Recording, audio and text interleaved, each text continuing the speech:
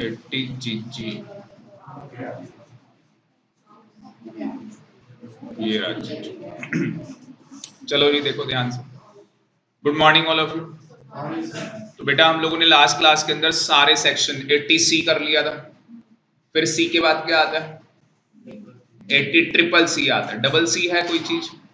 नहीं, double C नाम की कोई चीज नहीं है, ट्रिपल सी आता है। ट्रिपल सी पेंशन फंड का ही है, LIC या अदर इंश्योरेंस कंपनी। और ट्रिपल सी के बाद क्या आता है? CCD, जहां बैठ के आप कॉफी पीते हो, है ना। और CCD 1, CCD 2, उसके बाद उसके बाद एक CCD 1B है जिसमें एडिशनल 50,000 की और मिलती है हमें। ये वाली फाइल आ गई थी जो डिडक्शन वाली, ये वाली फाइल थी, ये वाली, ये तो आ गई है ना। ठीक है। उसके बाद CCD 1B हो गया। उसके बाद क्या किया था? 80D medical. फिर DDB तो आपको याद ही होगा, दिल दहलाने वाली बीमारी, ठीक है ना, जो आपका दिल दहला दे। और 80E आपने एजुकेशन किया था, 80EE आपने हाउसिंग के लिए किया था, ठीक है। और 80G आप लोग करके गए थे डोनेशन। आज करेंगे 80GG। और 80GG क्या है? ये है rent actually paid for any furnished और अनफर्निश्ड रेंट एकोमोडेशन। ये पूरा ही लिख लेना एक बार स्पीड में, फिर मैं इसका एक मतलब बताता हूँ, मतलब लिखना। हाँ कनक लिख लो, वेरी गुड।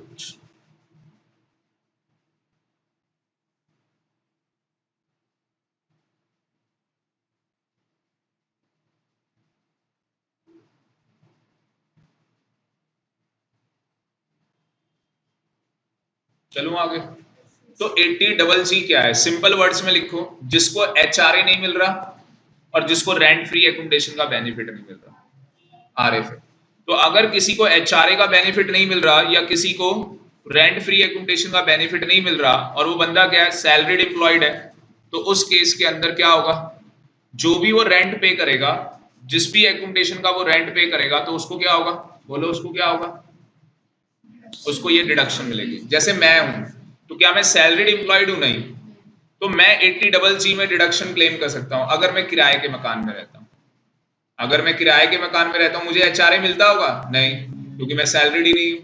क्या मुझे रेंट फ्री एकोमोडेशन मिलता होगा? नहीं, क्योंकि मैं सैलरीड ही नहीं हूं। और कोई अगर सैलरीड है तो हो सकता है शायद उसको ये दोनों बेनिफिट ना मिल रहे, तो इसका मतलब सैलरीड एम्प्लॉयड भी क्लेम कर सकता है और एनी अदर एम्प्लॉय भी क्लेम कर सकता है जो किसी एम्प्लॉयमेंट में नहीं है। तो वो लोग 80GG में, ऐसा लिखा नहीं है पर ऐसा है, ठीक है ना, 80GG में वो क्लेम कर सकता है। तो कौन से दो लोग यहाँ पे क्लेम कर सकते हैं? एक सैलरीड वाला, एक अदर देन सैलरीड एम्प्लॉयड। समझ गए? तो दो लोग यहाँ पे हिमांशु क्या कर सकते हैं? 80GG में डिडक्शन ले सकते हैं। किसकी डिडक्शन लेंगे सर? जो भाड़ा दे रहे हैं, जो रेंट पे कर रहे हैं। तो डिडक्शन क्या मिलेगी? लीस्ट मिलेगी। लीस्ट मिलेगी मतलब तीन बातें यहाँ पे। पहली कितनी है नैन्सी? 5,000 रुपए पर मंथ। तो साल का कितना हुआ? 60,000। साल का 60,000 हुआ। दूसरा क्या है? 25% एडजस्टेड टोटल इनकम, जिसको असली में रियल में बोलते हैं adjusted gross total income. GTI लिखा करो आप, एडजस्टेड GTI बोलते हैं उसको, यहाँ गलत लिखा है। और ये एडजस्टेड GTI निकालना आता है आप लोगों को? Very very good. देखो एडजस्टेड GTI कैसे निकलता है, इधर देखो। पहले GTI निकालते हैं, GTI में से 80C से लेके 80U तक जितनी डिडक्शन होंगी वो सारी ले लेंगे 80GG को छोड़ के, वही तो निकालनी है। उसके बाद short term capital gain 111 capital A, long term capital gain कोई से भी सेक्शन का, बस इतनी चीजें माइनस करो, आपके पास एडजस्टेड GTI आ जाएगा। उसका 25% ले लो। अभी प्रैक्टिकल कराता हूं इसका एक, ठीक है, क्या दिक्कत है? चेक कर लेंगे कि CA इंस्टीट्यूट के मॉड्यूल में प्रैक्टिकल क्वेश्चन है या नहीं है, CMA में है या नहीं है। किसी का भी होगा, जिसका बोलोगे मैं उसी का करा दूंगा, बाकी CS का हम देखते नहीं। ठीक है, ठीक है। तीसरा provision, rent paid minus 10% adjusted GTI। तो CA इंस्टीट्यूट में एक बार चेक कर लेते हैं कि प्रैक्टिकल क्वेश्चन, चलो CA का क्या चेक करना, मैं सीधे ही आपको दिखा देता हूं। अगर यहाँ प्रैक्टिकल होगा तो ठीक है, नहीं होगा तो ठीक। 80GG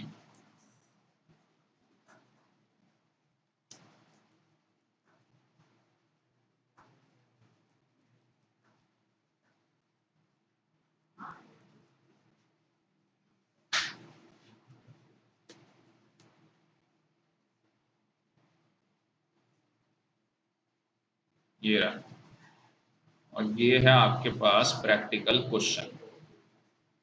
अब क्वेश्चन आप देख लो बस ध्यान से, थोड़ा बड़ा क्वेश्चन है, एक मिनट, छोटा क्वेश्चन बहुत ही बड़ा क्वेश्चन है। मैं आपको लिखवाता हूँ क्वेश्चन, आप लिखो, है ना। मैं क्वेश्चन लिखवाता हूँ, लिखो। मैं इतना बड़ा नहीं लिखवाऊंगा, मैं शॉर्टकट, मैं 80 जीजी करवाऊंगा बस, ठीक है, इतना पूरा क्वेश्चन मैं नहीं करूंगा। तो आर क्या है, एडवोकेट है, कहा, दिल्ली में। आपको प्रीवियस ईयर 18-19 का पर्टिकुलर आपको दिया गया।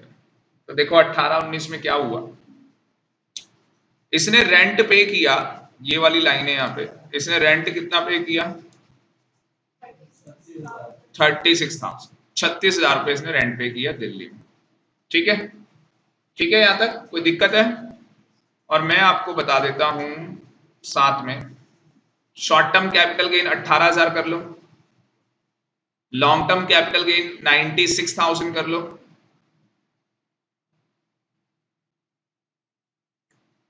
उसके बाद 80 सी लूं या नहीं, 80 सी ले लो, 80 सी में 60,000, 80 सी के 60,000, 80 डी के 4,000, 80 डी 4,000, 80 ई 10,000, 80 ई 10,000, और जीटीआई दिया हुआ है 3,57,000। कंप्यूट डिडक्शन अंडर सेक्शन 80 जीजी। 80 जीजी की आपको डिडक्शन निकालनी। इधर देखो सारे, रेखा ध्यान से देखना, 80 जीजी की हमें डिडक्शन निकालनी है, तो सबसे पहले हमें क्या निकालना है, एडजस्टेड जीटीआई। आप एडजस्टेड जीटीआई बोला करो। तो सबसे पहले जीटीआई लेंगे, जीटीआई कितना है, ले लो जीटीआई, ले लो सोल्यूशन में, जीटीआई ले लो 3,57,000। हिमांशु लिख बेटा, ऐसे काम नहीं चलेगा, नहीं लिखना पाप है, नदी किनारे सांप है, देख ले सीमा बता रही सांप है। तो जीटीआई आ गया 3,57,000, माइनस में बताओ क्या करेंगे, 80 सी से लेके 80 यू तक एक्सेप्ट 80 जी, तो 80 सी ले लेंगे 60, 80 डी ले लेंगे 4, और 80 ई ले लेंगे 10,000। टोटल कितना हो गया, ये 74 हो जाएगा। उसके बाद बताओ लॉन्ग टर्म लेंगे, लॉन्ग टर्म कैपिटल गेन है आपके पास, लॉन्ग टर्म कैपिटल गेन 96,000 वो ले लेंगे। शॉर्ट टर्म लेंगे, नहीं लेंगे, क्यों, 111 कैपिटल ए वाला लेना है। तो एडजस्टेड जीटीआई कितना आ गया आपके पास, एडजस्टेड जीटीआई आप बता दो एक बार।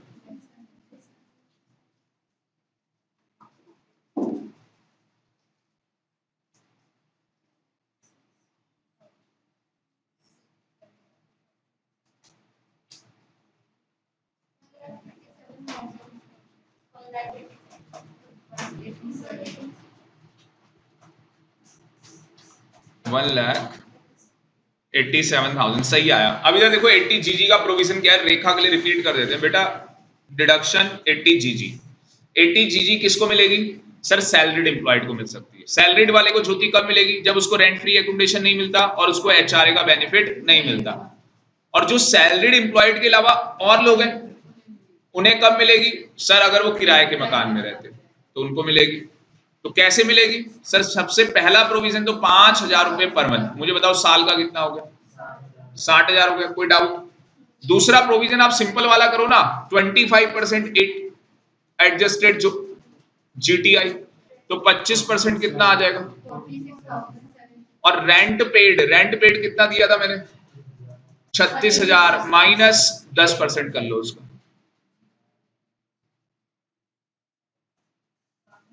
रेखा को समझ में नहीं आया होगा, आ गया, बताओ, ऐसे बच्चे होने चाहिए बेटा। सच में आ गया ना, क्या बात, गुड, क्लैपिंग आपके।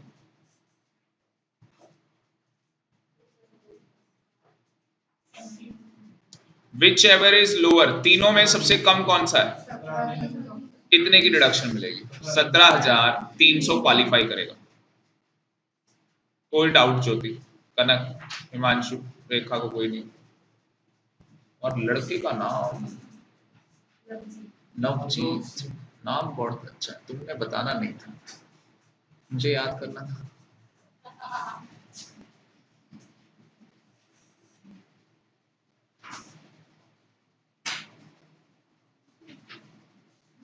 चलें आगे, चलें आगे, हो गया नहीं? किताब में आ जाते हैं अपनी। और जीजी के बाद जीजी capital A, donation for scientific research rural development. तो अगर आप साइंटिफिक रिसर्च या रूरल डेवलपमेंट के लिए पैसा डोनेट करोगे तो उस केस में क्या होगा बोलो sir? 100%, 100% of sum so paid or no deduction shall be allowed for donation in excess of 10,000 if paid in cash। समझ में आ गया होगा? सर मैंने डोनेशन दी है साइंटिफिक रिसर्च के लिए, रूरल डेवलपमेंट के लिए, तो मुझे 100% डिडक्शन मिलेगी, पर मुझे डिडक्शन नहीं मिलेगी अगर मैंने कैश में डोनेशन दी है 10,000 से ज्यादा। इसका मतलब कैश ऐश 10,000 की, समझ गए? कैश में ऐश करोगे केवल 10,000, और अगर 10,000 से ज्यादा देना है तो चेक चलेगा, ड्राफ्ट चलेगा, डीडी चलेगा, ये सब चलेगा, अदर देन कैश चलेगा। ठीक है जी। GGB contribution by Indian companies, मतलब ये कंपनीज के लिए, किसके लिए? कंपनीज के लिए। अगर कोई कंपनी किसको डोनेशन देती है? पॉलिटिकल, हाँ हाँ पूरी मिल जाएगी।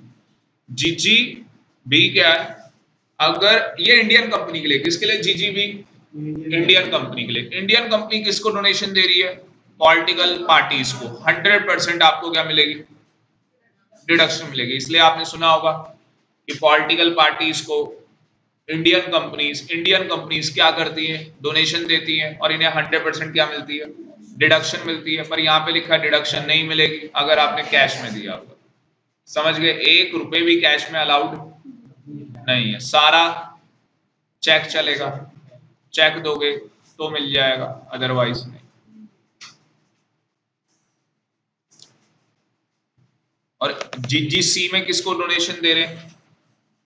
जीजीसी इसमें contribution to registered political parties, जो लोग जो रजिस्टर्ड क्या है?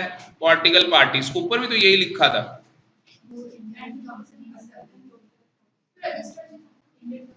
नहीं, ये लिखा तो है पॉलिटिकल पार्टीज रजिस्टर्ड। कुछ पहुंच गए, पास में पहुंच गए। हाँ वेरी गुड वेरी गुड। और मैं दे रहा हूं उनको डोनेशन। समझ गए? यहाँ कंपनी है, इंडियन कंपनी कवर, कंपनी को छोड़ के सारे लोग यहाँ कवर है। तो हम लोग पैसा डोनेशन देंगे तो हम लोग यहाँ पे रिलायंस इंडस्ट्री दे रही है, मुकेश अंबानी दे रहा है, यहाँ आएगा। रिलायंस दे रही है, यहाँ जाए। समझ गए ना? चीज एक है, चीज एक है। आप देख लो दोनों कॉपी है, प्रोविजन सेम है, प्रोविजन सेम है। वो कह रहे अलग क्यों कर दिया? क्योंकि ये कंपनी को कवर कर रहा है इंडियन, और ये अदर देन इंडियन कंपनी। उसमें जो उन्होंने बोला फॉरेन कंपनी आ सकती है बेटा, ठीक है, हम लोग आ सकते हैं उसमें। पर यहाँ पे एक और चीज लिखी है, अदर देन लोकल अथॉरिटी नहीं है इसमें, आर्टिफिशियल जुडिशियल पर्सन नहीं है। अभी आपने सुना होगा ICAI 75 लाख या करोड़ डोनेशन दी है केरला में। ICAI ने, CA के कोई बैठा है? यस, आपके प्रेसिडेंट ने फोटो खिंचवाई है जेटली के साथ, फ्रंट पेज अखबार में। ये चीजें न्यूज में नहीं आती होता।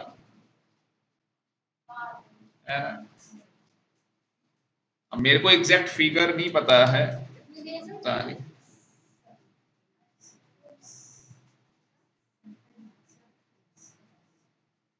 या तो 75 लाख ही दिए होंगे, करोड़ तो ज्यादा हो जाए, करोड़ ज्यादा हो जाए। 75 लाख फिर भी ठीक है, बहुत है, 75 लाख दे दिए। पर उसमें एक जोक था, क्योंकि आपको पता है जोक बड़ी जल्दी आता है, कि क्या फिर ये पैसे वसूल CA के बच्चों से किए जाएंगे इनकी फीस बढ़ा के?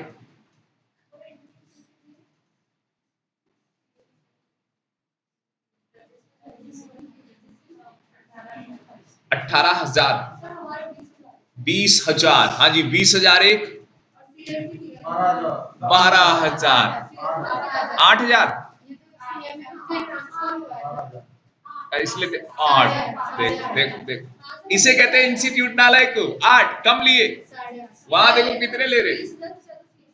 हाँ, कितना गलत नहीं।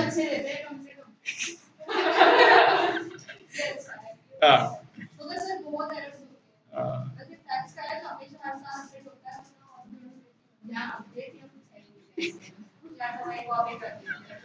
यहाँ बहुत बुरा हाल है सीएस में। इनके उसमें तो कमेटी बना दी है टैक्स के लिए, तो अलग कमेटी है, सेपरेट कमेटी बना रखी है टैक्स के लिए। सीएमए में सेपरेट कमेटी टैक्स के लिए। जो मॉड्यूल आपका बन रहा है ना, इस कमेटी को पैसा पे कर रहे हैं। महीने का आप ये समझ लो 10 लाख का बजट होगा। सुन रहे हो? जो इनके टैक्स के मॉड्यूल बन रहे हैं, 4 मॉड्यूल है इनके टैक्स के, इंटर में 2, फाइनल में 2, 4 मॉड्यूल का 10 लाख का खर्चा है महीने का इनका। इतना पैसा पे कर रहे हैं।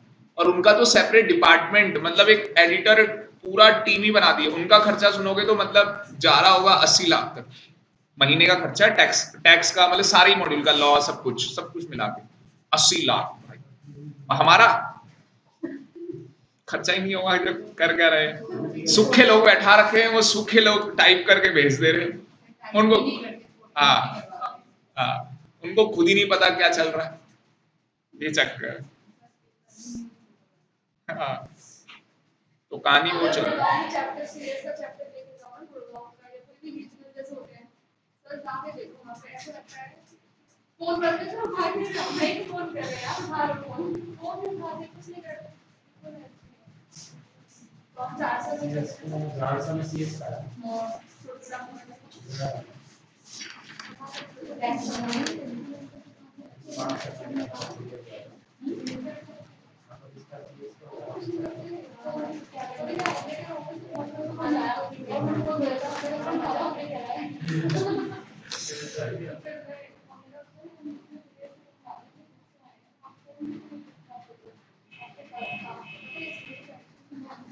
ये वाला आईए वाला आप लोग पढ़ लेना एक बार।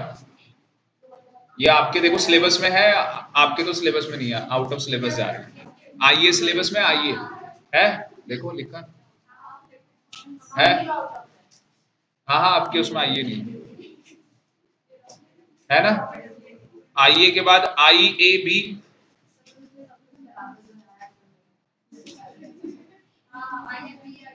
आई A C, I B, I B A, ठीक है अभी आ रहा हूँ। आई सी, आई जे जे ए, बस ठीक है। सुनो, अब कहानी क्या है, पिक्चर एक ही साथ सबको लपेटे में ले लो, और इन सबको यहां से हम कवर करेंगे अलग से, क्योंकि वो 5 बजे जाती है, तो हम लोग 5 बजे से कवर करेंगे आईए से, ठीक है ना। ये स्मार्ट वर्क होता है, ये वाले सेक्शन आईए वाले क्लास होती है ना, 5 ही होती है ना। हाँ देखा, मैंने सही बोला। तो हम लोग कहाँ जा रहे हैं, जे ए। ये सीए में इस बार पेपर में क्वेश्चन आएगा पक्का। यही जो अटेम्प्ट देने जा रहे हैं, आप वहां लिख दो नवंबर 2018 एग्जाम कमिंग सून, बाकी नजर मत लगा देना, ठीक है सी। तो जे डबल ए मतलब बहुत इंपॉर्टेंट है। और प्लीज आप लोग जो अभी एग्जाम होंगे ना, पेपर चेक करना कि आपको कितना आता है। सीए का पेपर होगा, चेक करना आपको कितना, जो जो चैप्टर आपके कंप्लीट हो जाए। तो J double A very very important. Double A A तो है, उसके बाद देखो मिला। हाँ देखो, अब यहाँ देखो, अब वहां मत देखना। ऐसा करता हूं मैं, लिखवाता हूँ सीधे इसको। अच्छा,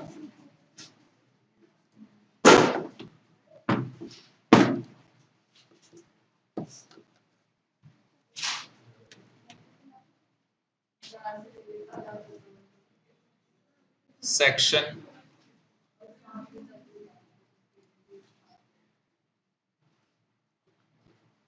एट्टी जे डबल ए, नाम में ही देख लो इसके, जय हो पता नहीं क्या है, क्या नाम है इसका, ज्योति क्या हो रहा है तुझे।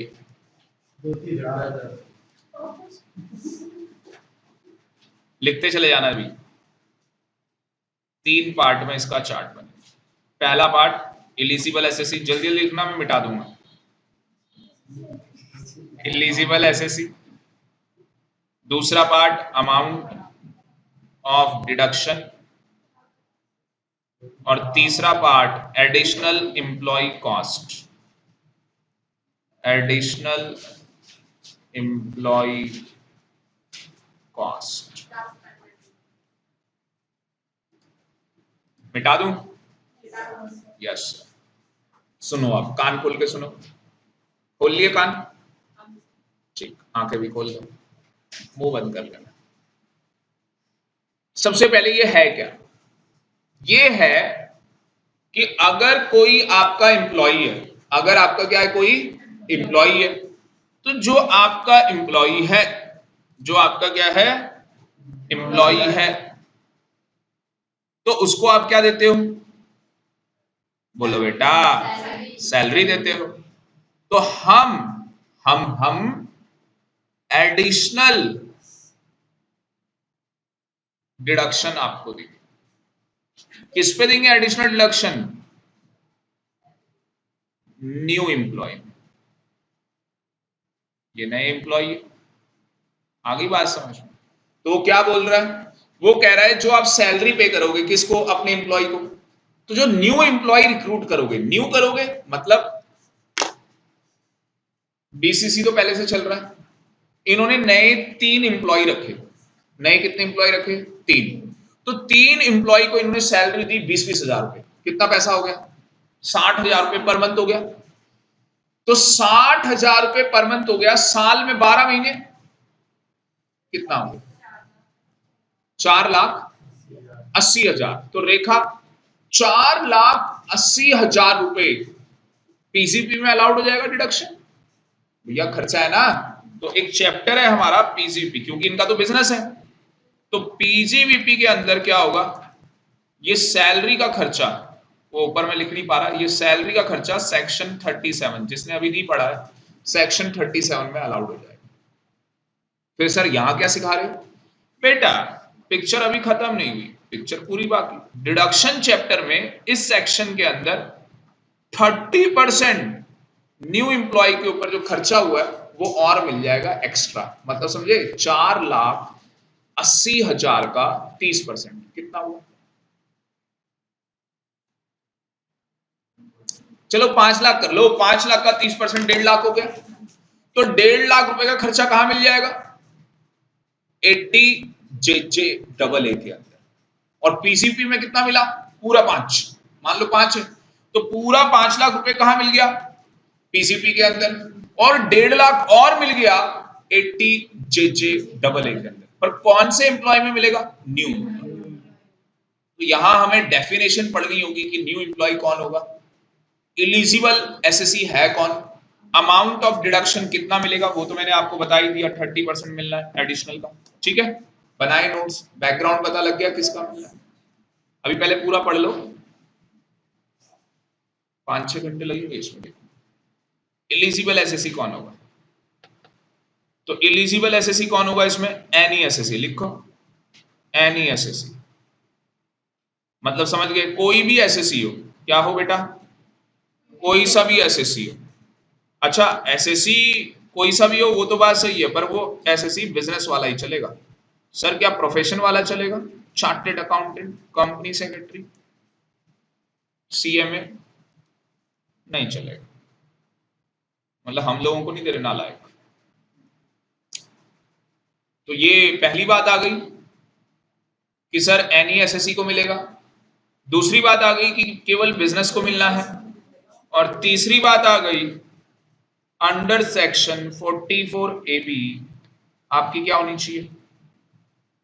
हाँ जी, आपके बुक्स ऑफ अकाउंट्स क्या होने चाहिए? बुक्स ऑफ अकाउंट्स क्या होने चाहिए? ऑडिट होनी चाहिए। कौन करेगा ऑडिट बेटा? Chartered accountant. सर सीएस कर सकता है? नहीं, लॉ में लिखा है। Sir CMA? नहीं, ओनली चार्टेड अकाउंटेंट। और चार्टेड अकाउंटेंट में भी कौन? Practising chartered accountant. और प्रैक्टिसिंग में भी कौन? अगर मैं और डिटेल में जाऊं तो जो प्रैक्टिसिंग सीए ऑडिट कर सकता है, मैं उसकी और डिटेल में जाऊं तो जो लोग ऑडिट पढ़ते होंगे उनके लिए क्वेश्चन है, बताओ कौन कर सकता है ऑडिट? किसी ने पढ़ ली सिलेबस कंप्लीट ऑडिट का? किसी ने ऑडिट नहीं पढ़ी? यहाँ कोई ऐसा जिसने ऑडिट पढ़ ली हो? कोई नहीं, क्योंकि वाइफ ऑडिटर है तो उसके डेप्थ में भी जाना पड़ता है। ठीक है, तो क्या होगा यहाँ पे आगे?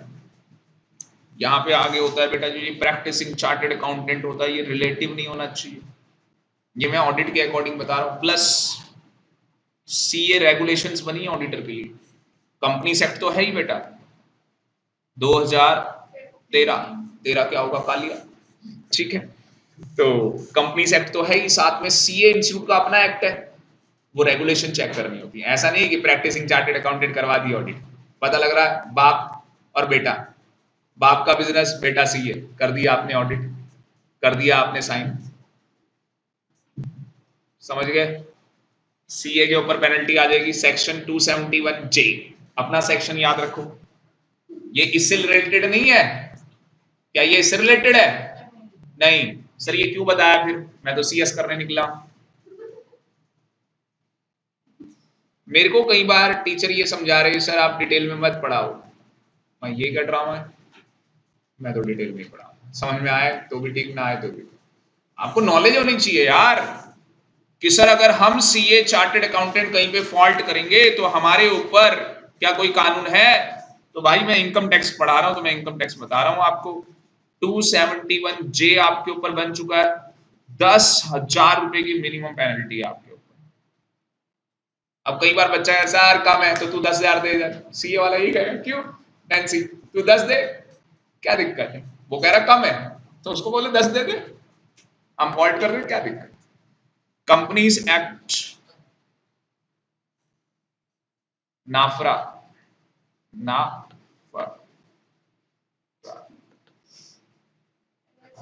एनएफआरए बन चुका है सेक्शन 132। मतलब मैंने इसलिए बोला सेक्शन, देखो कहानी है ना, कल आप मेरे को बोल दो सर आपने गलत बताया, तो मैं तो कहूंगा मैंने तो कुछ बताया नहीं, कानून बता रहा था। मैंने देखो दोनों जगह कानून ही लिखा है, ये इनकम टैक्स एक्ट है 1961, मैंने दोनों जगह कानून के सेक्शन लिख दिए भाई, मैंने कुछ नहीं बताया, कानून जाके पढ़ लेना, ठीक है, आपको खुद ही नजर आ जाएगा क्या लिखा है। ठीक है जी,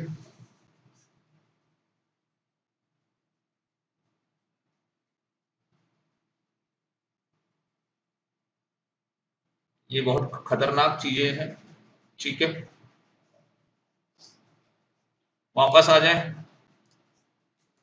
चलो पहला बताओ क्या है, एनईएसएसई, दूसरा क्या है बिजनेस। ये लोग क्या करेंगे एलिजिबल, क्या प्रोफेशन एलिजिबल करेगा 80 जे डबल ए के लिए? नहीं, पूछना किसी से, किसी ने अगर ये सेक्शन किया हो तो उससे पूछो प्रोफेशन करेगा नहीं, जैसे वो बोले हाँ एक स्लेप्ड हार्ट, नालायक आदमी जब नहीं करेगा तेरे को बता रहे हैं, वो कहाँ लिखा है 80 जे डबल ए में लिखा है, मैं क्या कहाँ लिखा है, मेरे टीचर ने क्या पढ़ा है, लिखा हुआ तू जाके तू पढ़, हमने पढ़ लिया, ठीक है, ये बड़ा होता है। यहाँ तो थोड़े कम इंस्टीट्यूट है, लक्ष्मी नगर में बहुत ज्यादा। असल में लक्ष्मी नगर में क्या हुआ, अभी संडे जो क्लास हुई थी, तारीफ हुई आपके सर की, फाइनल वाले बच्चों ने, एग्जीक्यूटिव वालों ने सॉरी, उन्होंने बोला कि सर हम फाइनल की क्लास में बैठते हैं और हमें समझ में आता है, तो मैं बेहोश, मैं भाई इनके कैसे, वो कह रहे सर देखो बात ऐसी है, आप इतना पढ़ा रहे हो फाइनल वालों को, हमें करना ही इतना है, तो हम मान के चल रहे हैं कि इतना पढ़ रहे थे, इतना आ ही रहा हो, और वहां क्लास होती है सीधे 4 घंटे, 2 से 6, भाई साहब संडे वाली जो क्लास होती है सीधे 2 से 6,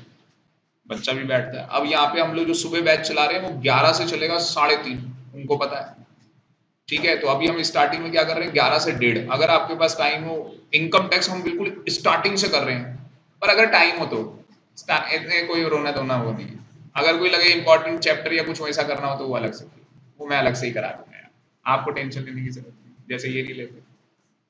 मतलब मैं इसलिए क्यों सोच रहा हूँ कि वो बच्चों के पास अच्छा टाइम रहेगा, फिर आप लोग फर्स्ट चैप्टर पता नहीं रिवाइज करोगे नहीं करोगे, मैं अगले उससे क्लास से बुधवार से रिवीजन स्टार्ट हो जाएगी मेरी, 11 से 3:30 में रिवाइज कर लूंगा, मेरा सारा सिलेबस रिवाइज हो जाएगा, ये रह जाएंगे, ये तुम्हारे लिए चैलेंज है, ठीक है, उनका कॉलेज होता है वरना तो वो बैठ जाते हैं यहाँ, ये मंदिर मॉस्क्यू गुरुद्वारा चर्च सारा बना देते इसको ही, है ना। चलो तीसरा बताओ, तीसरा क्या है, तीसरा अगर आपको समझ में आ गया तो तीसरा बताओ क्या है, कि सर इस आदमी की क्या होनी चाहिए, ऑडिट होनी चाहिए।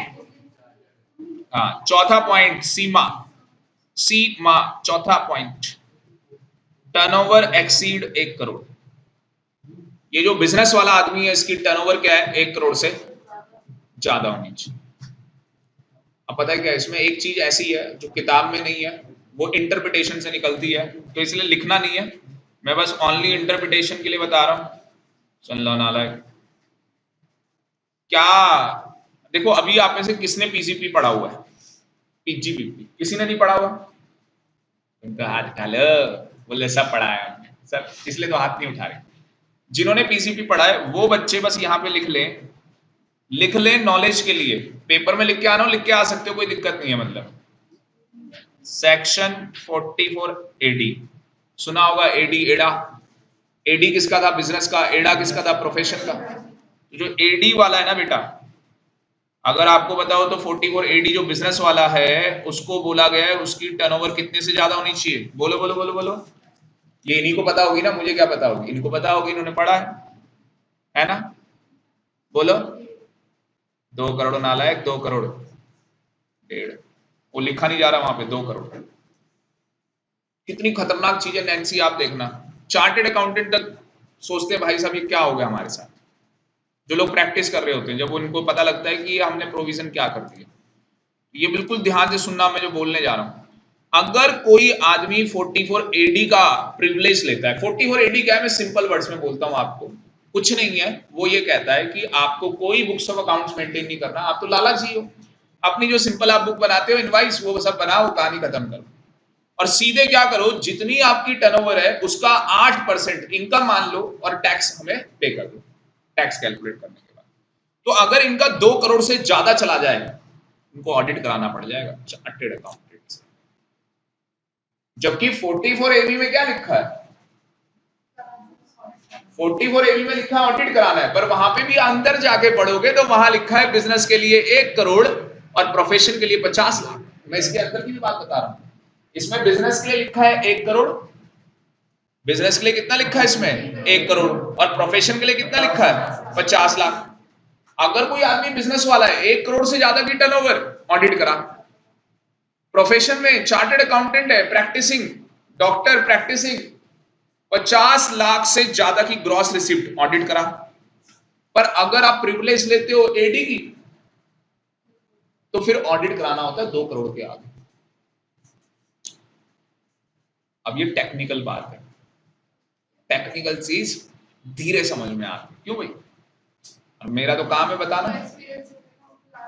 हाँ ठीक है, तो आपको थोड़ा सा आराम से समझ में, टाइम लगेगा, शायद आए 6 महीने बाद, कोई दिक्कत नहीं।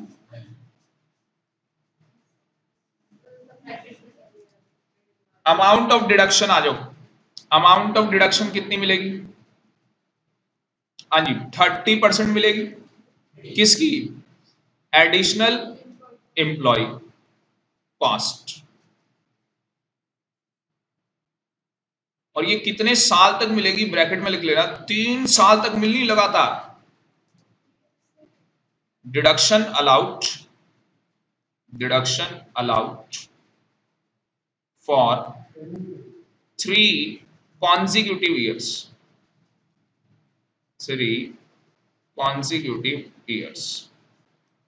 3 साल तक लगातार, मतलब एक बार जो JJAA में मिलेगी डिडक्शन, वो इस साल मिली, अगली बार 2 बार और ले लो, क्योंकि एक ले ली, टोटल 3 बोला।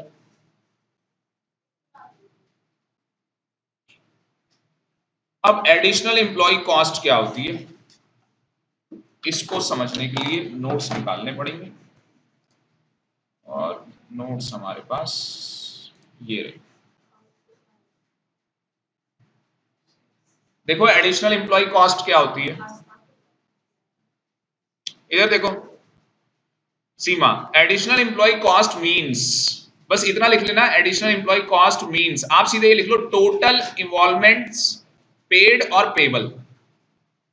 इन्वॉल्वमेंट्स का मतलब क्या होता है? सैलरी, जो भी आपने सैलरी क्या की है, पेड की है या पेबल की है? पेड या बोलो, पेबल, पेड या payable, to to to to additional employees. कौन से साल? During previous year. बस इतना लिखना है और कुछ नहीं लिखना। इतना लिखना है बस, और कुछ नहीं लिखना। अब नीचे लिख लेना नोट, नीचे लिख लेना नोट।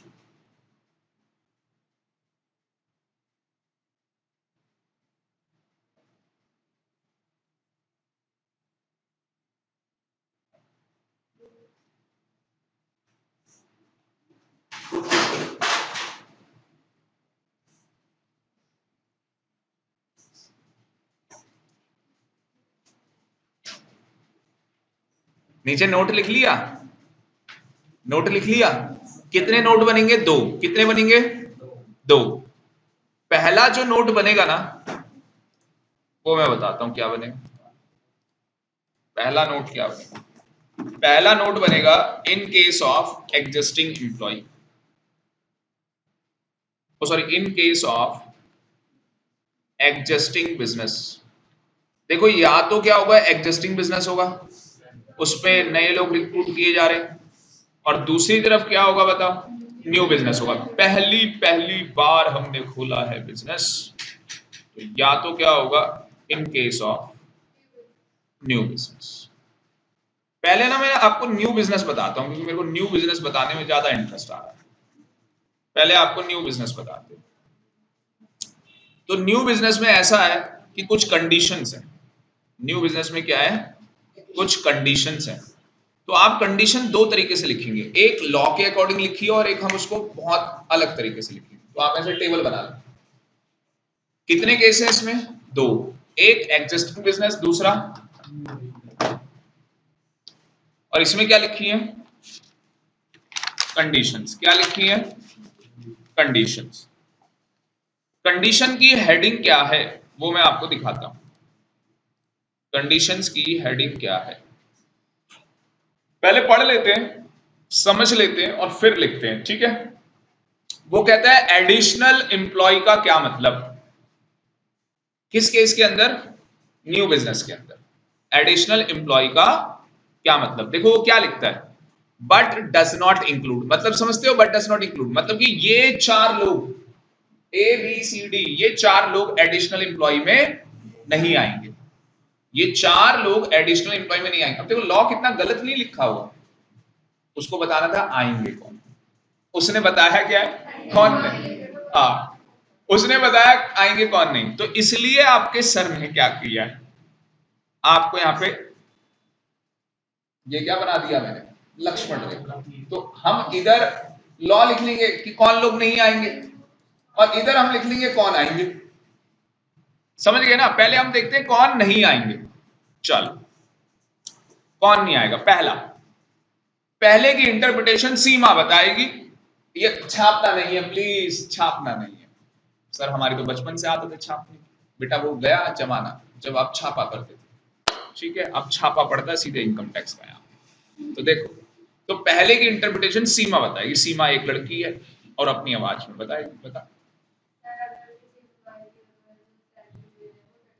तू इतना क्यों? सीधे बोल। सर अगर किसी भी एम्प्लॉय की सैलरी 25,000 रुपए पर मंथ से ज्यादा है तो वो एडिशनल एम्प्लॉय नहीं माना। सिंपल बोल दो ना, 25,000 से ज्यादा सैलरी पर मंथ तो एडिशनल एम्प्लॉय। मतलब जिनकी 25,000 से क्या कम, एग्जैक्ट 25,000 पर मंथ। बताओ एडिशनल एम्प्लॉय की कैटेगरी में आएगा या नहीं? हाँ या ना? आएगा। कौन? हाँ आएगा। तो आप लिख लो उधर कॉलम में। कैसे लिखोगे कॉलम में? इधर लिखो पहला, पहला क्या लिखोगे? इफ सैलरी, सीधे लिख लो ना, सैलरी, हाँ जी, एक्सीड, क्या लिखोगे सीधे? Salary exceed. सिंपल सी बात है, अपनी इंग्लिश हिंदी में लिख लो।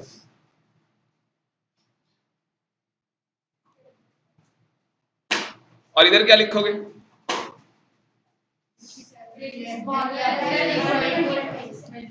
ठीक है, तो वर्डिंग कैसे लिखोगे? सैलरी 25,000 और less per month, per month, per month, पर लगा देना। हाँ पर मंथ, देखो पर मंथ भूल गई। फिर कहती पता क्या सर आपने नहीं बताया, वही वाली बात। वो तो तुम्हारा पता है हमसे। मतलब कई बच्चे इसके लिए भी सर हो जाते हैं, भाई सर ने पर मंथ बताया, मतलब मैंने क्या बताया, तू साल का हिसाब लगा ले। क्यों भाई? दूसरा वाला मैं नहीं बता रहा अभी।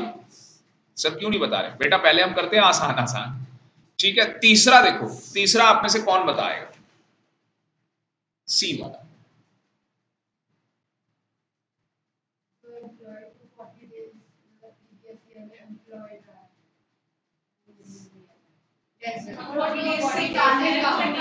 हाँ, जिसने 240 दिन से कम काम किया है उसको हम नहीं लेंगे। जिसने 240 किया होगा एग्जैक्ट ले लेंगे, और 40 से ज्यादा तो भी ले लेंगे। तो लिख लो। अब एक चीज जो यहां नहीं लिखी वो लिख लेना, मैं लिखवाता हूं।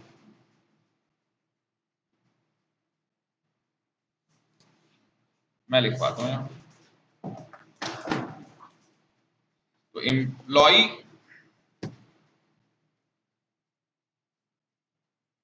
Employ employed less than 240 days. मैं सीधे लिख देता हूं प्रीवियस ईयर, कहानी खत्म। इतनी इंग्लिश नहीं लिखनी, पेपर थोड़ी ना दे रहे। और इधर क्या हो जाएगा? एम्प्लॉय एम्प्लॉयड, हाँ जी, अप टू, या अप टू भी क्या लिखना, 240 डेज और मोर, सिंपल। बट यहां स्टार मारो, एक स्टार, तुम एक दिन बनोगे स्टार। तो यहां लिखो, और लिखो in case manufacturing of apparel, APPARE क्या होता है? कपड़ा उद्योग। ठीक है ना? तो जो अप्रेलल के अंदर है उसमें क्या बोला है? Then 150 days. देन कितना है? 150 डेज। तो अप्रैल में क्या बोला हुआ है? 150 डेज। तो 150 डेज का मतलब क्या? एक मिनट, कौन सा सेक्शन है?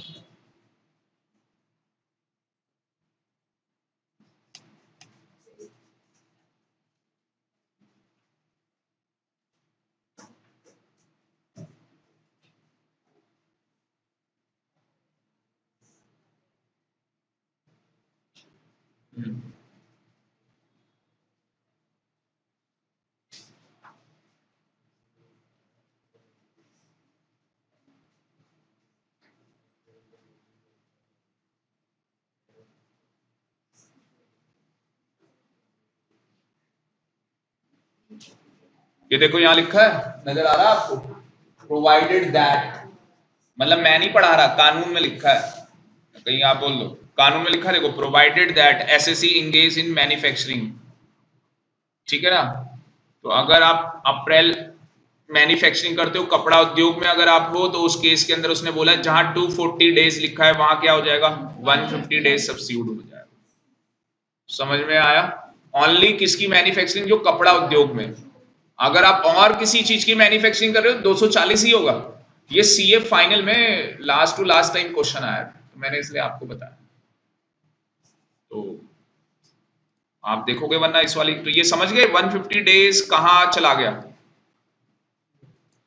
तो अगर लेस देन 150 कपड़ा उद्योग मैन्युफैक्चरिंग तो नहीं लेंगे, एग्जैक्ट 150 और मोर तो ले लो। समझ में आ गया या नहीं आ गया? पर किसकी मैन्युफैक्चरिंग है? अप्रैल। क्या बोलेंगे इसको? नहीं नहीं, प्रोनाउंस कैसे करेंगे?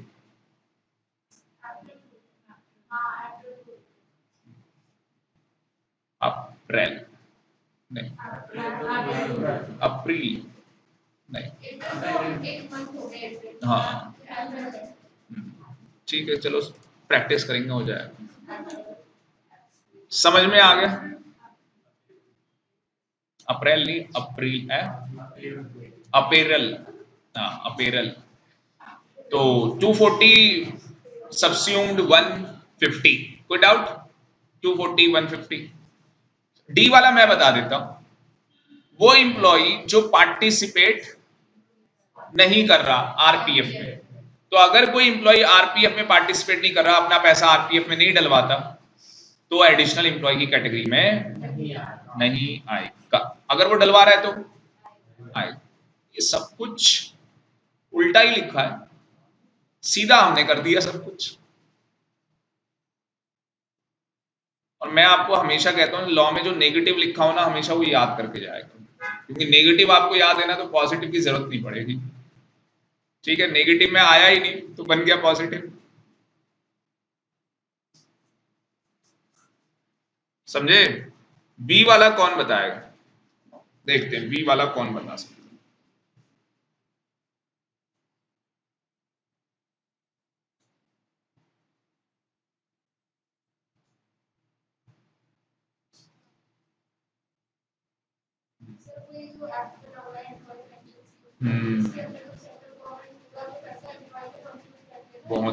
बहुत बढ़िया, आ गया,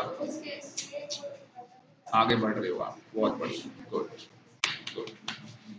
असली में क्या है, अगर आप देखोगे यहाँ पे बोला गया सेंट्रल गवर्नमेंट, गवर्नमेंट का मतलब सेंट्रल गवर्नमेंट होता है, तो इंटायर कंट्रीब्यूशन सेंट्रल गवर्नमेंट का एक पेंशन स्कीम है एम्प्लॉय के लिए, जो कि नोटिफाइड की गई है इस कानून के तहत। और कानून आपको पता है, कानून का नाम बड़ा लंबा है, एम्प्लॉयज।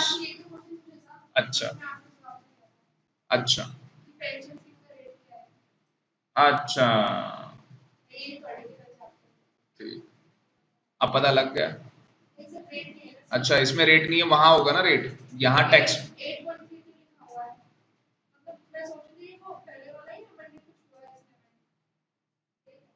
आपके मॉड्यूल में लिखा होगा, जो आप वही करना है आपको, नया आपको कुछ नहीं करना। नहीं नहीं, कोई, तुम लोगों ने ये एक्ट नहीं पढ़ा, सीएस में तो होता है। अब ये तो ऐसे देख रहे हैं मेरे को, मैंने किडनियां मांग ली हो इनकी, ठीक है। सीमा लोगों के एक्ट है।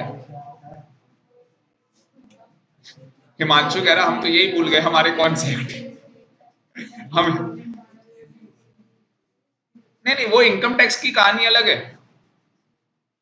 इनकम टैक्स में तो आप आरपीएफ, एसपीएफ वो सब पढ़ते हो, वो चीज अलग है, ये चीज अलग है। क्या बाबा, उसको यहां से मर्ज करके तुम पढ़ रहे हो? नहीं, ये एक एक्ट है पूरा जो पेंशन स्कीम के लिए बनाया है सरकार, इनके ग्रुप 2 में। हाँ, सीए में।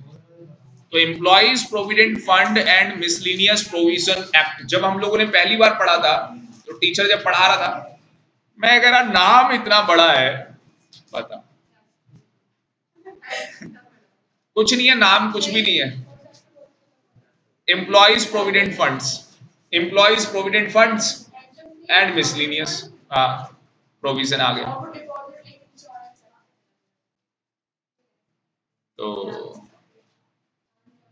तो ये ध्यान रखना, सुनो, मतलब मैं ये एक्ट नहीं पढ़ा रहा, पर जब ये आप एक्ट पढ़ोगे तो इसके अंदर स्टैच्यूटरी प्रोविडेंट फंड वो सारा आएगा।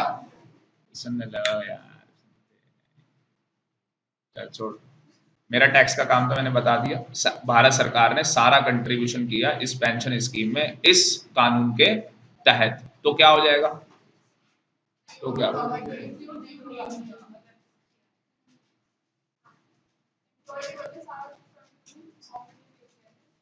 हाँ, तो इसमें एडिशनल एम्प्लॉय की कैटेगरी में वो नहीं आएगा। इसका मतलब अगर और कहीं पे किया हो तो आ जाएगा, ठीक है।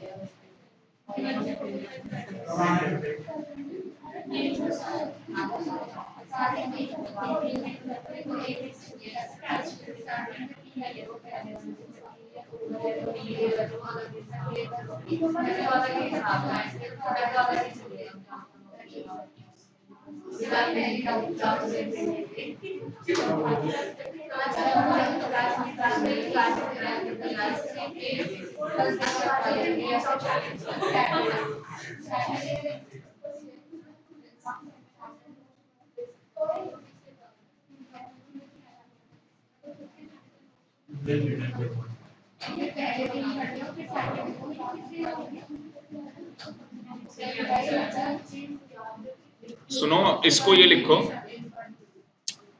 कि अगर इंटायर कंट्रीब्यूशन सेंट्रल गवर्नमेंट करेगी इस पेंशन स्कीम के अंदर तो वो बंदा आएगा। लिखो आएगा, हाँ आएगा, लिखो तो सही, बाद में बताऊं क्यों है ऐसा। अगर यहाँ पे सेंट्रल गवर्नमेंट ये पैसा इंटायर कंट्रीब्यूशन करती है इस स्कीम के अंदर तो आएगा, अदरवाइज नहीं आएगा। मतलब कि अगर और किसी स्कीम के अकॉर्डिंग पैसा डाला गया तो नहीं आएगा। अब मैं आपको बताता हूं कैसे है।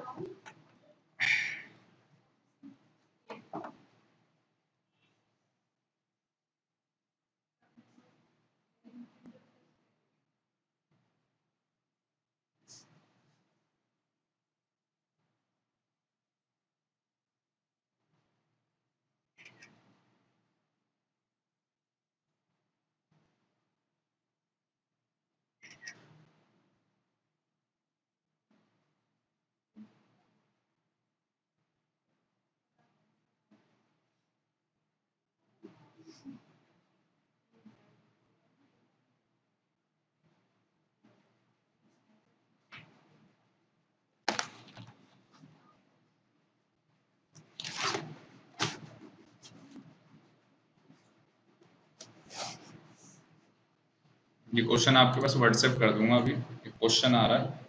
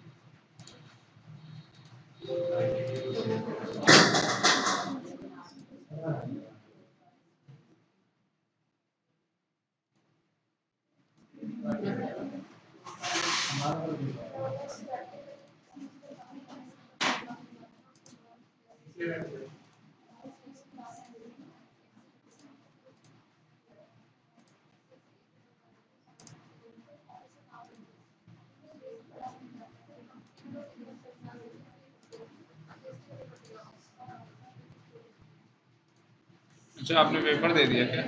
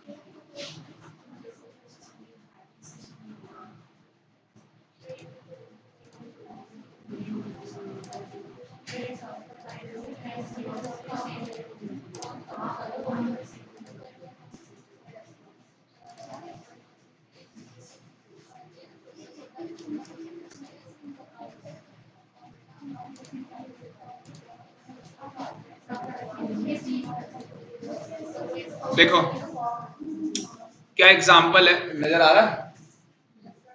तो यहाँ पे कौन है? Mister A.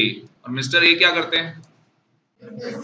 बिजनेस करते हैं। किसकी? Manufacturing computer. तो पहले मुझे बताओ डेज में क्या चेक करोगे, 240 या 150?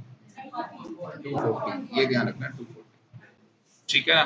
तो 240 चेक करेंगे। अब 1/4/2017 ही एम्प्लॉयड 350 न्यू एम्प्लॉय, 350 नए एम्प्लॉइज को उन्होंने रखा। ये टोटल करना जरा एक बार, कितना होता है?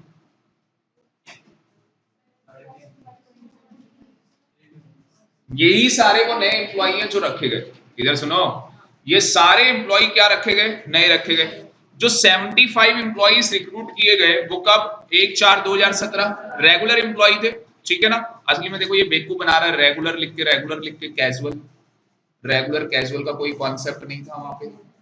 ऐसे क्वेश्चन में बेवकूफ बनाया जाता है जो है ही नहीं। अब बच्चा सोच में पड़ता है, अच्छा कंफ्यूज और बत्ती गुल, मीटर चालू।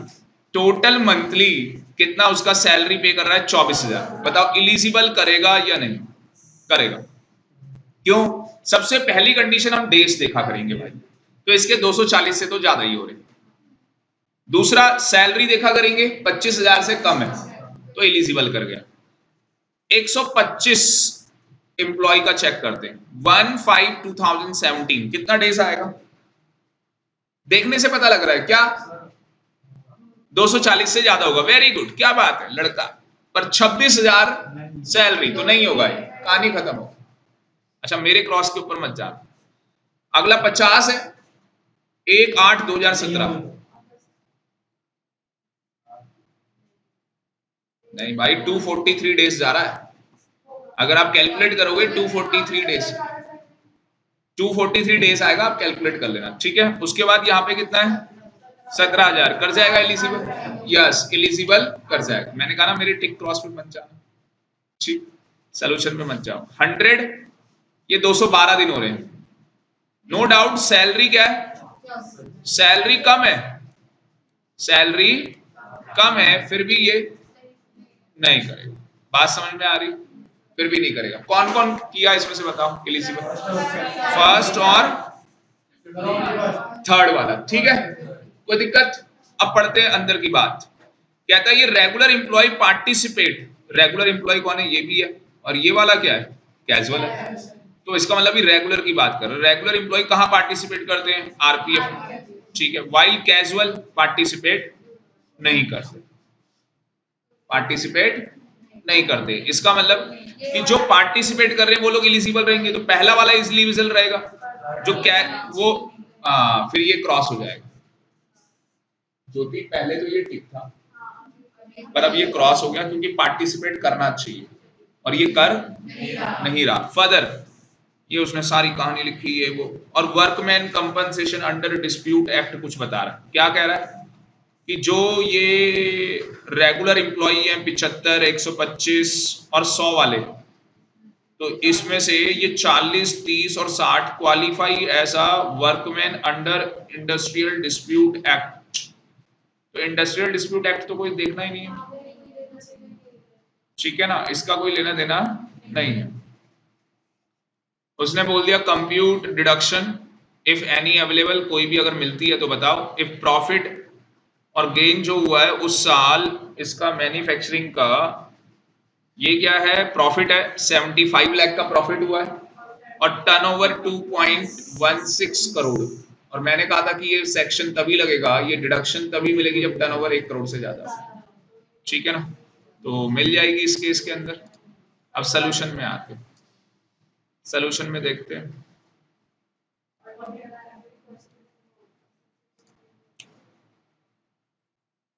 बहुत इंटेलिजेंट है यार तुम लोग, बहुत जल्दी जल्दी सीखते हो। तो यहाँ पे सोल्यूशन में कहता है जो मिस्टर ए है JJ के अंदर, since subject to tax audit, audit भी करानी होगी ना 40, तो हमें लिख के आना होता है आंसर में। सीए का जो चेक करने वाले लोग होते हैं ऐसे आंसर लिख के आना है, और ये भी लिख के आना है कि 1 करोड़ से ज्यादा होनी चाहिए। अब एडिशनल एम्प्लॉय की कॉस्ट 24,000 रुपए थी उसकी सैलरी, एक ही तो कैटेगरी एलिजिबल कर रही थी जिनकी 24,000 थी, साल में 12 महीने, और मल्टीप्लाई में ये क्या किया 75 वर्कर थे, तो इनकी सैलरी कितनी बनेगी 2 करोड़ 16 लाख।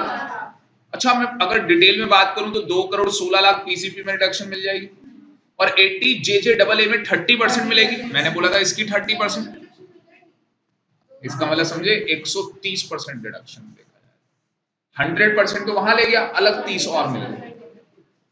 आप सीधे 2 करोड़ 16 लाख का 130% निकाल लो तो 2 करोड़ 16 लाख और प्लस ये 64 लाख 80 कर दो, वो उतना ही आएगा। मतलब क्रॉस चेक कर सकते हो मैथमेटिकल, जो लोग सीए वाले होते हैं बड़े इंटेलिजेंट होते हैं वो 2 मिनट में क्रॉस चेक भी कर लेते।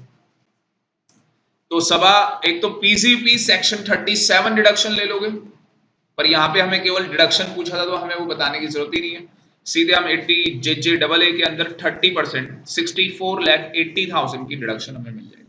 अब यहाँ वर्किंग नोट बना के आना होगा कि number of additional employ, total employ 350 थे, जिसमें से casual employ do not participate, जो पार्टिसिपेट नहीं कर रहे वो 50 थे, जिनकी सैलरी 25 से ज्यादा है वो 25 है, और जो लिखा हुआ है रेगुलर एम्प्लॉई है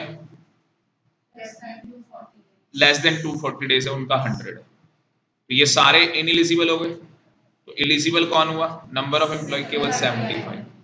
और नीचे एक नोट और, it is not necessary employ should qualify as workman under industrial dispute act. तो ये तो कोई क्वालिफिकेशन है ही नहीं, तो क्वालिफिकेशन क्या थी, employ for whom entire contribution लिखा हुआ था सेंट्रल गवर्नमेंट करेगी, ये वाला था। एक मिनट, हाँ मैं यहां एक बार देख लूं,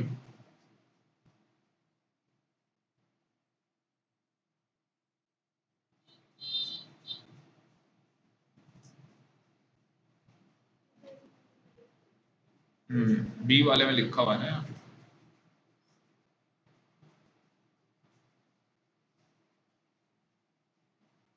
आप बताओ अब बी वाला जो ये लिखा है, एक मिनट यहाँ दिखा देता हूँ, यहाँ आपको साफ नजर आ रहा है, ये जो बी लिखा है ये अगर सेंट्रल गवर्नमेंट सारा पैसा कंट्रीब्यूट करती है तो ये इंक्लूड नहीं होगा या होगा,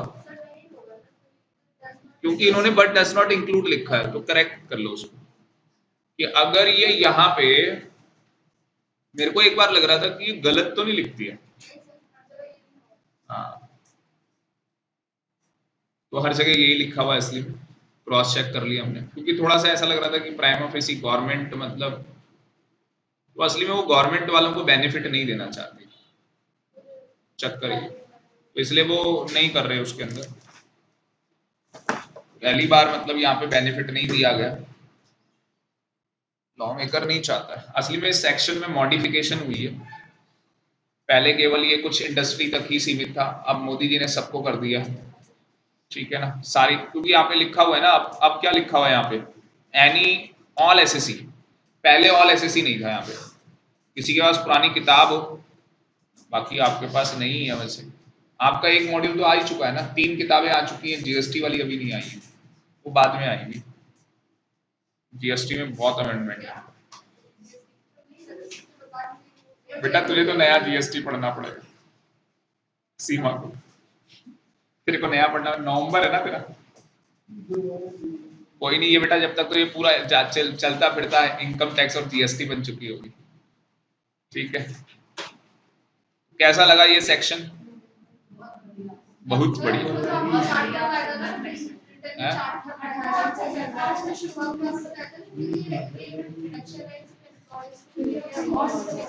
हाँ अच्छा, एक और चीज रह गई उसमें नालायकों, जो एग्जिस्टिंग एम्प्लॉय है, देखो इधर देखो, इधर देखो, सुन लो आप, एग्जिस्टिंग एम्प्लॉय के लिए ये वाला नोट है।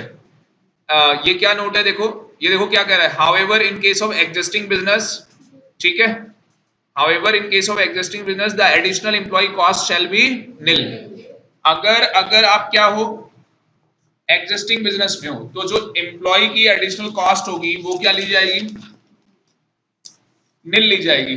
अब आप पता है मुझे क्या कहोगे, सर आप एक तरफ सिखा रहे हो कि डिडक्शन मिलेगी 30% और आप एक तरफ कह रहे हो कि कॉस्ट निल लेंगे। अब जब नीली कॉस्ट होगी तो डिडक्शन कहां मिल पाएगी? तो नालायकों, उल्टा दोबारा से इसने क्या किया है, दोबारा से जो इसने यहाँ पे लिखा है वो सब क्या लिखा है, उल्टा लिखा हुआ है। उल्टा मतलब समझ गए ना, कि यहाँ पे हमें कॉस्ट निल बताई गई है, वो कंडीशन है, और भी तो कॉस्ट हो सकती है जो पैसा खर्च किया नए एम्प्लॉय। तो यहाँ पे कहता है निल कब कब होगी, देखो कब कब होगी निल, पहले में निल कब होगी बताना जरा मेरे को, पहले में निल कब होगी मुझे बता दो प्लीज, मेरे को ही भेजना ही पड़ेगा आपको व्हाट्सएप। जल्दी से खींचता हूँ,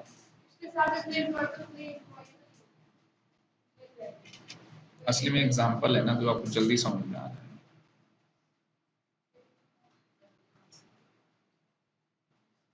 ये याद दिला देना, अभी क्लास के बाद मैं व्हाट्सएप करता हूँ।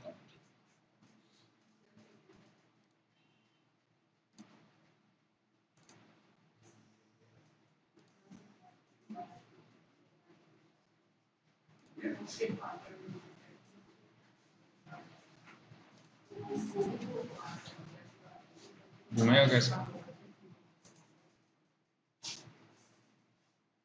बस देख लो, टाइम हो रहा है आपका, बस 2 मिनट देखो।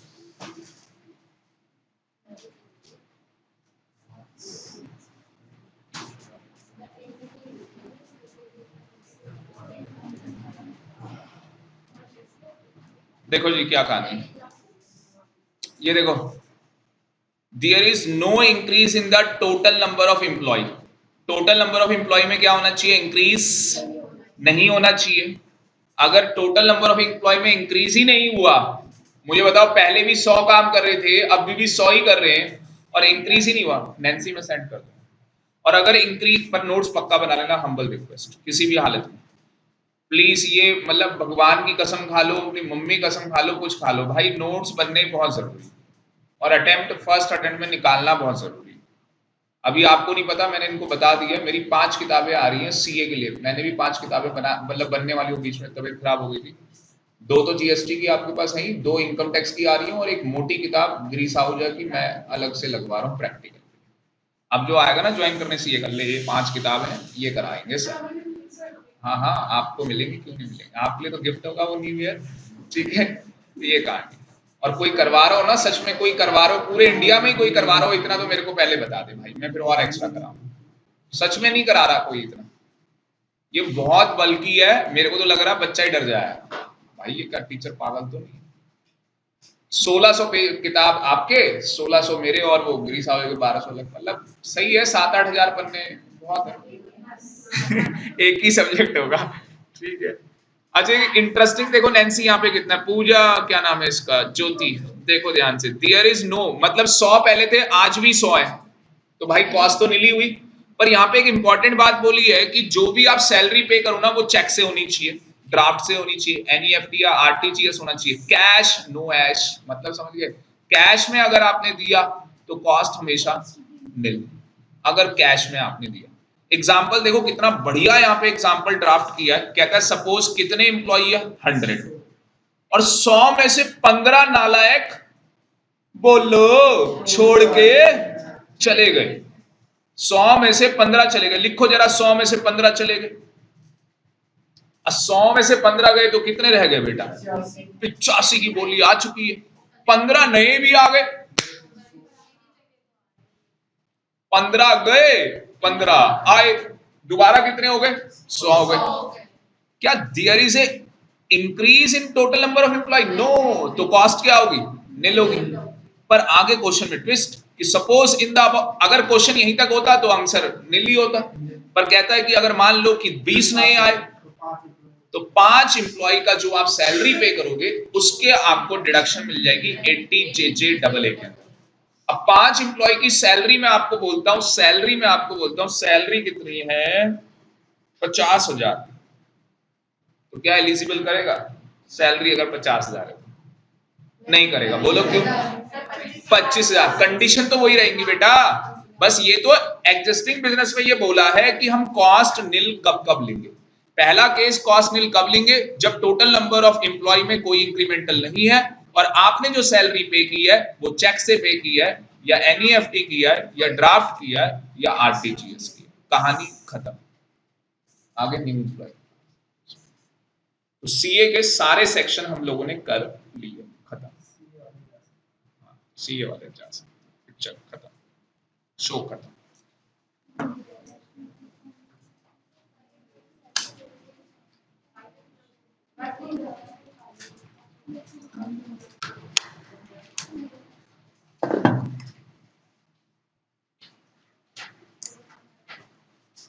और उसमें हम क्या कर रहे हैं? बिल्कुल सिंप्लीफाइड फॉर्म में थ्योरी, बिल्कुल सिंपल, जैसे नोट्स है ऐसे सिंपल। बिल्कुल बच्चा पढ़ते ही मतलब उसका दिल दिल बागबान हो जाए, ये कहानी। और प्रैक्टिकल क्वेश्चन देखते ही पकड़ा ही जाएगा।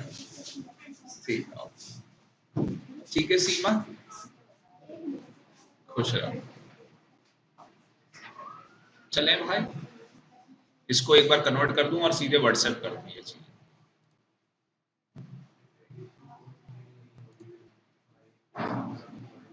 वो नालायक आए नहीं आज, सीएमए वाले। एक छुट्टी पे, एक ने छुट्टी कर ली क्योंकि मेरा दोस्त नहीं आ रहा। ये दोस्ती ले डूबेगी। सीए में, सीएस में, सीएमए में कोई दोस्ती नहीं भाई। क्लास के मामले में क्लास है तो है।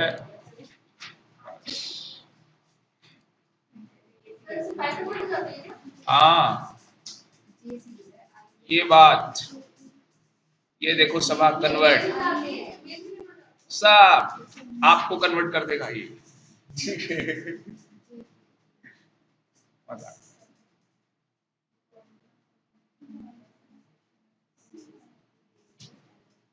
मेरे यार फीवर वूवर होता है ना, मैं बहुत, मेरा तो बहुत बुरा हाल हो जाता है, बहुत ज्यादा। मेरे को तो गुस्सा आ रहा है कि मेरे दिन बर्बाद हो गए। मेरे बुक का काम चल रहा है ना, मेरा टाइम खराब हो रहा है। अच्छा खासा छुट्टी भी थी, काम हो जाता।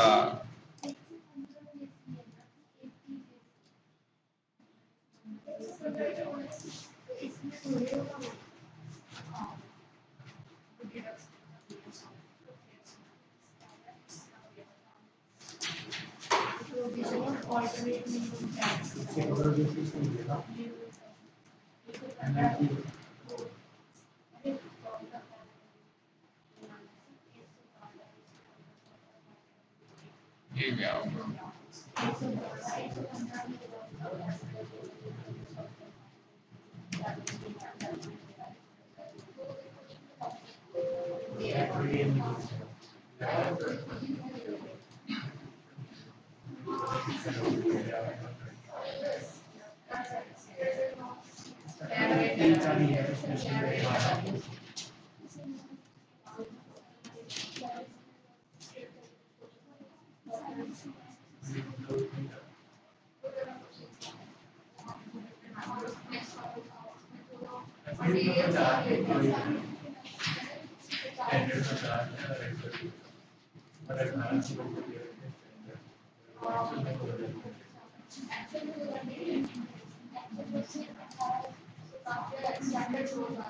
अब कनक दोबारा हो गया, बढ़िया मजा आ गया होगा।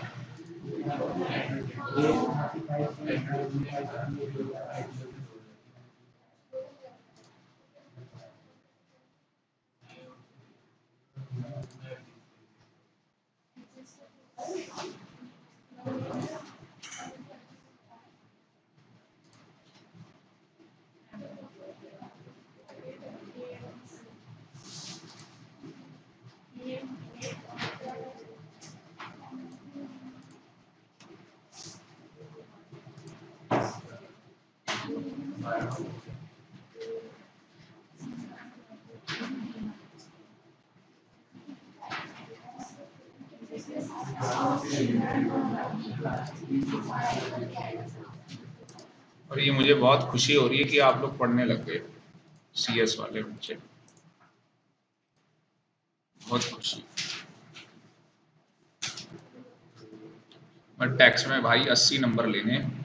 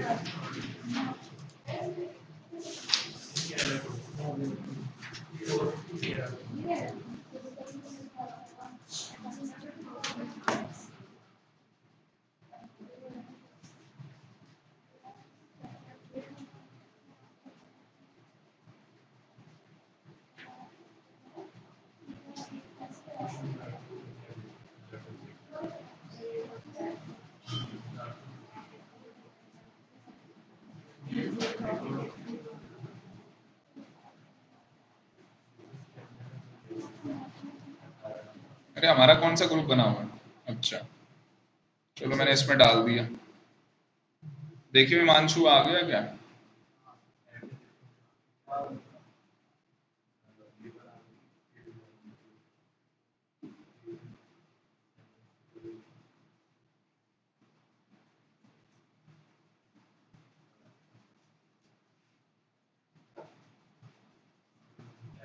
सबा आप भी चेक कर लो।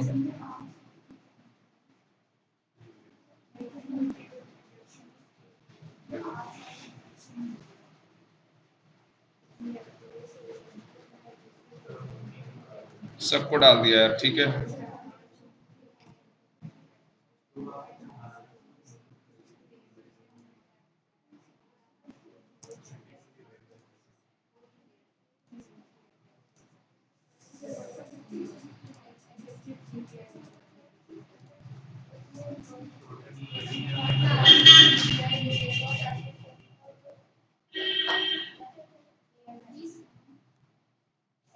आ जाओ 80 आइए।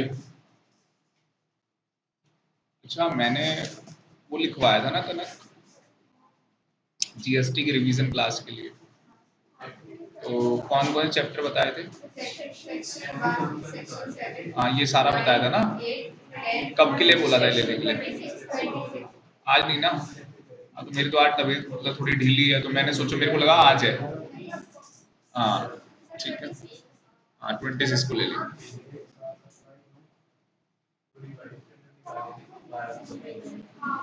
सवा आ जाओ। ये चैप्टर कैसा हुआ नवजीत? सही हुआ? देखो आपको बीच में मेरे ख्याल से पूरा हफ्ता मिल गया इस चैप्टर को रिवाइज करने को। अच्छा कोई नहीं, पढ़ो, टाइम मिल गया ना। अच्छा तो यूटिलाइज कर लिया करो टाइम को। सही चल रहा है। कौन को बता? ये आ जाओ आई ए। अरे आ जाओ, अरे आ जाओ, आइए आइए। रेखा बताएगी किसके लिए,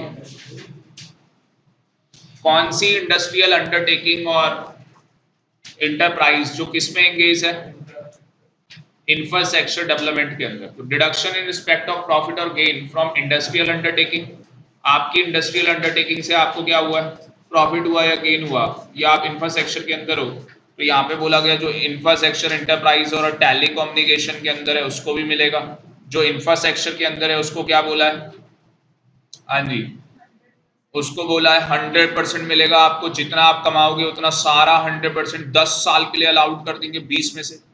तो 20 में से 10 साल कॉन्सिक्यूटिव, मतलब समझे, जैसे आपने क्या किया, तीसरे साल से आपने डिडक्शन लेनी स्टार्ट की, तो तीसरा चौथा पांचवा छठा ऐसे 10 लगातार होंगे। ऐसे नहीं होगा कि आप बीच में ब्रेकअप कर लो, वो नहीं चलेगा। 20 में से 10 साल ले लो, कोई भी 10 साल ले लो, लगातार ले लो, 100% ले लो। टेलीकम्युनिकेशन को कितना बोला है, 5 साल तो मिलेगा 100%, उसके बाद 30% मिलेगा फर्दर 5 ईयर, पर वो आउट ऑफ 15 होंगे। हाँ वो जो भी, ठीक है जी। उसके बाद ये इसने स्टार्टअप बिजनेस लिखे हैं कि ये स्टार्टअप बिजनेस होंगे, केवल इन्हीं को देखा। जो लोग सीएनजी खोल रहे हैं उनको उन लोगों को भी बोल दिया। सीएनजी वाला इंपॉर्टेंट मार्क कर लो, तुम्हारा लिखा है सीएनजी वाला, लिखा है सीएनजी, नहीं लिखा है, देखो क्या नालायक है। इससे पता लग जाता है हमारी एडिटिंग टीम पैसा खराब कर रही है। और सीएस वालों में जाके देखो तो धज्जियां उड़ जाएंगी। लिखा है तो अच्छा, नहीं मिल रहा कोई बात नहीं, इधर देखो, तो सीएनजी वाला भी पढ़ लोगे। हाँ लिखा कहीं जरूर ही होगा, दिख नहीं रहा होगा। तो सीएनजी भी पता लग गया, पढ़ लोगे ना ये अब।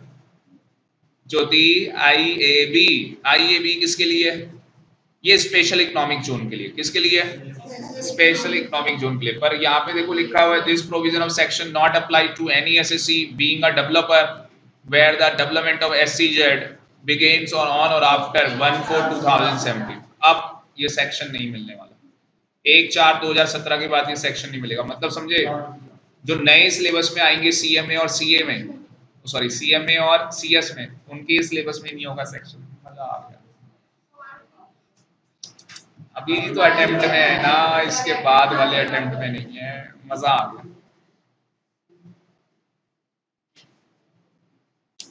उसके बाद special provision in respect of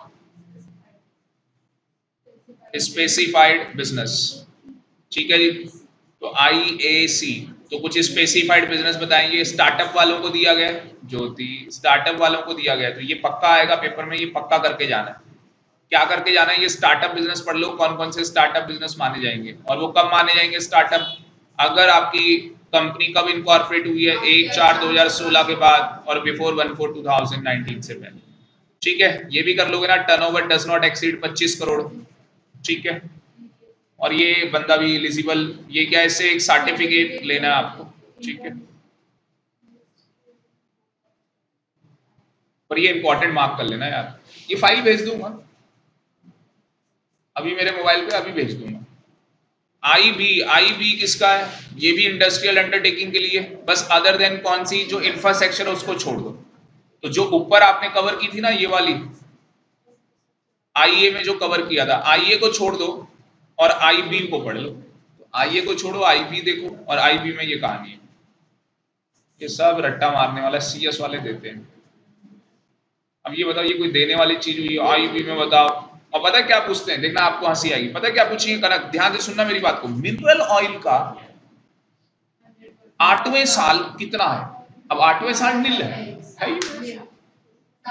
7 साल तक, वो जानबूझ के 8 पूछना, बच्चा 100%, चल भाई ठीक, बाहर आ गएगा तो गलत, हम नील है ना। तो हम वो बोलते हैं एमसीक्यू आसान है, भाई साहब हमें पागल बना देते हैं, ज्यादा डिफिकल्ट है, पागल बना देंगे आपको। एक अटेम्प्ट के इनके क्या पूछा था, ये 10 हो गया, 10 के बाद क्या हुआ, 5, 15, 15, 5, 20। तो ये पूछा था 20वें साल बताना जरा कितना परसेंट मिलता है। बच्चे को ये ध्यान ही नहीं रहता 20वें साल कितना, 25% का। 15वें साल 25%। मैंने बोला था ना गिफ्ट दूंगा, दिवाली गिफ्ट, तो दिवाली के बाद देता हूँ, ठीक है, दिवाली के पहले नहीं, ठीक है। देख, हाँ, लेटेस्ट मतलब उसके अकॉर्डिंग असेसमेंट, वो मैं जानबूझ के लेट इसलिए कर रहा हूँ कि यार एक बार बच्चा पूरी तैयारी कर लेगा। तुमने तो दे दिया गिफ्ट। हाँ बिल्कुल, तिजोरी में रखवा दिया इनको। आई बी ए, ओ भाई साहब ये तो पक्का आएगा पेपर में। IBA लिख लो, पेपर में आना ही आना है। बोलो क्यों आना है? इसका बड़ा हल्ला हुआ है क्योंकि ये जितने भी डेवलपर है उनके लिए आया है ये जितने लोग बिल्डिंग है ये सब नहीं बना रहे। तो आपने एक सेक्शन पढ़ा होगा कैपिटल गेन के अंदर, 45(5) कैपिटल ए पढ़ा था। कैपिटल गेन के अंदर जेडीए ज्वाइंट डेवलपमेंट एग्रीमेंट, उन्हीं लोगों को दिया गया है ये सेक्शन। अब किसको क्या पता, कोई बच्चा पढ़ रहा होगा, मान लो किसी टीचर से पढ़ रहा है, उसने पढ़ लिया ये, उसको यही नहीं पता ये सेक्शन किसके लिए आया है। जो जेडीए में काम कर रहे हैं लोग, ज्वाइंट डेवलपमेंट एग्रीमेंट में 45(5) कैपिटल। अब लॉ में थोड़ी ना बताती है चीजें, जो चीजें नॉलेज के साथ आती है। तो जितने भी लोग डेवलपर का काम कर रहे हैं उनकी इनकम होती है नहीं होती, तो उन लोगों को डिडक्शन मिलेगी। और कितनी परसेंट है देख रहे हो आप मोदी जी? 100%। कंडीशन सेटिस्फाई करनी है। कितनी कितनी कंडीशन है? 8 कंडीशन है वो सेटिस्फाई करनी। रफली बता देता हूं क्या कंडीशन है। एक तो आपको ना कॉम्पिटेंट अथॉरिटी से अप्रूवल लेनी होगी अपने प्रोजेक्ट की। दूसरा, आपका जो काम है ये 5 साल में कंप्लीट हो जाना चाहिए। यार कर ही लेंगे 5 साल में कंप्लीट। कारपेट एरिया बताया गया है, ये सब क्या होगा, ठीक है। उसके बाद प्लॉट का साइज बताया गया है, लेस देन 1000 स्क्वायर मीटर से कम नहीं होना चाहिए। सिटी के नाम बताए हुए, ठीक है। उसके बाद 200 स्क्वायर मीटर, मतलब कि अगर मैं गुजरात में कर रहा हूं तो कम से कम 200 स्क्वायर मीटर में मैं डेवलपमेंट कर रहा हूँ। ये बड़े ही प्लॉट लेते हैं, छोटे मोटे तो लेते नहीं। 2000 स्क्वायर मीटर। अब कन्वर्ट कर लेना आप गज में कितना होता है। हाँ, ये क्या होता है, जो जैसे आपका घर होता है, जैसे ये पूरी मान लो घर की जगह हुई, ये कारपेट एरिया हो गया। उस पूरे, हाँ, ये पूरा, इस पूरे एरिया में आप नहीं बना सकते, छोड़ना पड़ता है। लीगली जगह छोड़नी पड़ती है, दिल्ली में भी कानून है। पर लोग क्या करते हैं, और गली तक टच कर देते हैं, ले तेरी गली मेरी गली, आजा अब बता किसकी गली। हाँ हाँ, लोग ऐसे, और जहां गली खत्म हो रही है वहां तो वो कहते हैं हमारी गली है। एक आंटी जी है, उनका तो पेड़ है, तो गली वहीं खत्म होती है, उन्होंने पेड़ भी अपना कर लिया और जगह भी अपनी कर ली। भाई साहब, अब वहां उसके आगे कोई जाएगा? खरीद लो जिसे खरीदना है, गवर्नमेंट एरिया सारा। तो आंटी जी कहती है यहाँ से आगे किसी को जाना नहीं है। आंटी ऐसी काम करती है, आपको पता है, ठीक है। इसके आगे नहीं जाना है, पता नहीं पाकिस्तान है, ठीक है। आंटी ने पता नहीं क्या कर लिया। तो ये सारा लिखा हुआ है, बस एक रीडिंग करना है। बस एक बार पढ़ लो, पढ़ने के बाद एग्जाम में जब आए छाप लो। तो एग्जाम में क्या होता है, ये लक फैक्टर होता है। अब जितने भी आई वाले ये सेक्शन है, इनमें से आपने वही सेक्शन सुबह पढ़ा था जो पेपर में आ गया।